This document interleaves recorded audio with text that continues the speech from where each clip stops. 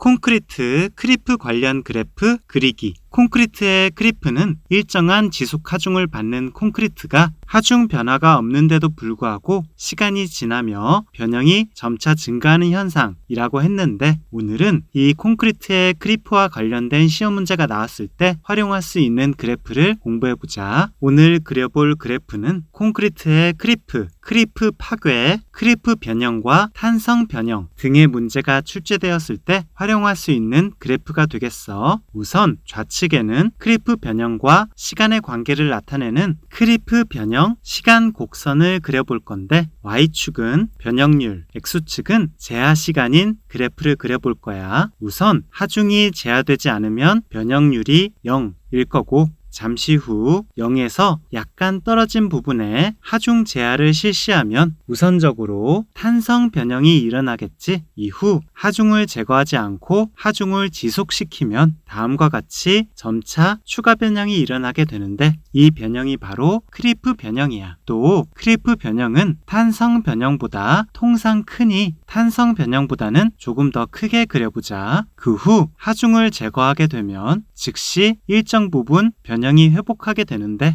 이를 탄성 회복이라고 하고, 회복량은 앞서 그린 탄성 변형량과 비슷한 수준으로 그려보자. 그 후 약간 시간을 두고 추가로 조금 더 회복하는 부분은 소성 회복 또는 크리프 회복이라고 하며, 소성 회복이 끝나고 다시 회복되지 않는 변형률은 영구 변형이라고 하지. 다음으로 오른쪽에는 크리프 파괴에 대해 그려볼 건데, 좌측과 마찬가지로 X축은 시간, Y축은 변형률을 나타내는 그래프를 그려보자. 우선 X축을 3등분하여 세로로 점선을 다음과 같이 그리고, 제일 좌측 분할 칸에는 아까 그린 크리프 변형 시간 곡선의 하중 지속 구간과 같이 처음에는 가파른 기울기였다가 조금씩 기울기가 완만해지는 그래프를 그려보고, 이 구간을 1차 크리프 변천이라고 표현하자. 그리고 그 오른쪽에는 아주 약간의 기울기를 가진 직선을 그린 후 이 구간은 2차 크리프 정상 구간임을 표현하고, 제일 우측에는 다시 점차 크리프가 증가하다가 끝에서 결국 파괴가 되는 곡선을 그려주고, 이 구간이 3차 크리프 가속 구간임을 표현하면 크리프 파괴 그래프까지 완성이 되겠어. 자, 그럼 다시 복습해보자. 좌측